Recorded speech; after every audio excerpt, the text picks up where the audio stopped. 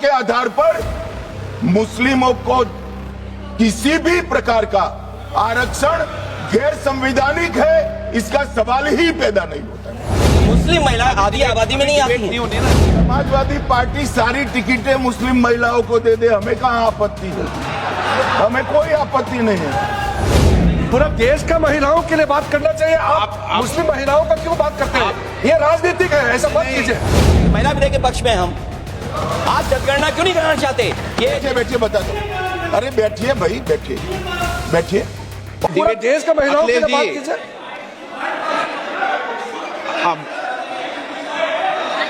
अखिलेश जी बोलते हैं जल्दीबाजी क्यों है आपको जल्दीबाजी क्यों है? महिला विधेयक के पक्ष में हम, आप जनगणना क्यों नहीं कराना चाहते? ये अध्यक्ष महोदय, आप सेंसस ये इसलिए नहीं करना चाहते हैं कि जैसे ही जनगणना होगी हम सब लोग जाति गणना मांगेंगे, जाति गणना होगी तो हम आरक्षण मांगेंगे, इसीलिए आप लोग धोखा देकर के आना चाहते हैं। अखिलेश जी, आपको भी पर्याप्त मौका देंगे, सबको पर्याप्त मौका देंगे। माननीय अध्यक्ष जी,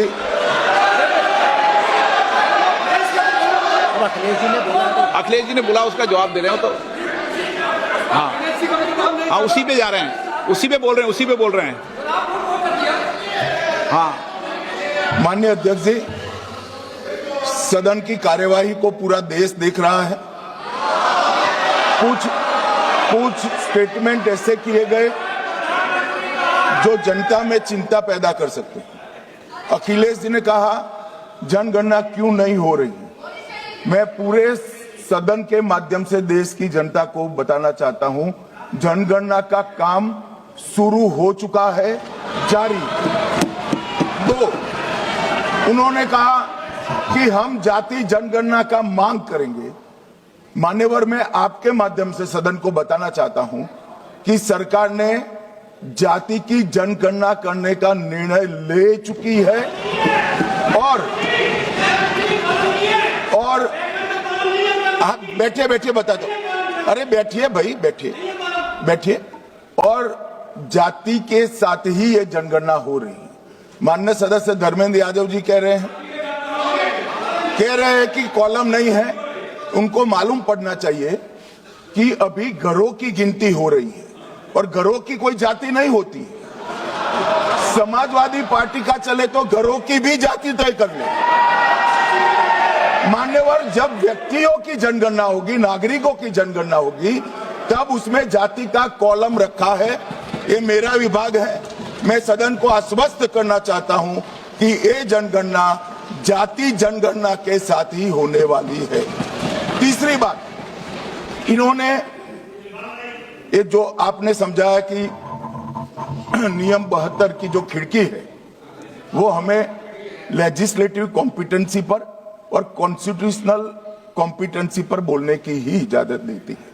वो खिड़की का उपयोग कर धर्मेंद्र यादव जी ने एकदम गैर संवैधानिक बात करी, मुस्लिम महिलाओं को आरक्षण की। मान्यवर, हमारा संविधान किसी भी प्रकार के धर्म के आधार पर आरक्षण की कतई मंजूरी नहीं देगा।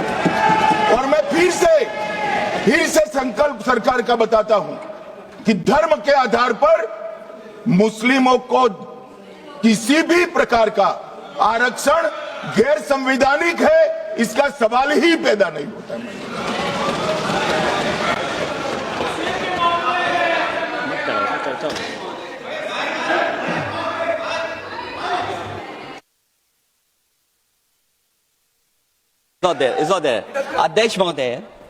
अध्यक्ष महोदय, अनडेमोक्रेटिक बात माननीय मंत्री जी ने कही। हो सकता है उन्होंने धर्म की बात कही हो, लेकिन पूरा देश आधी आबादी को आरक्षण चाहता है। अध्यक्ष महोदय, मैं माननीय मंत्री से जानना चाहता हूं, क्या मुस्लिम महिला आधी आबादी में नहीं आती है? देंगे। समाजवादी पार्टी सारी टिकटें मुस्लिम महिलाओं को दे दे, हमें कहाँ आपत्ति है?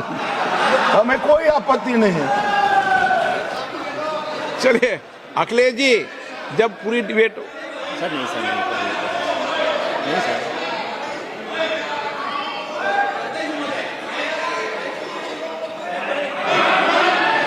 अच्छा, अध्यक्ष महोदय, बहुत विनम्र उससे होकर के किसी को हर्ट न करे वो बात भी मैं कहना चाहता हूं। अध्यक्ष महोदय, जब माननीय प्रधानमंत्री जी को पिछड़ों से वोट चाहिए था, ये तो कोई माननीय तर्क नहीं है। प्रधानमंत्री जी अपने आप को कहा कि मैं पिछड़ी ओके, जाति नहीं, से ये आता नहीं। हूं। चलो ये नहीं, चलिए आगे बढ़िए। अब आप डिबेट मत करो ऐसे, ठीक है ना। चलिए डॉक्टर कोकोली घोष,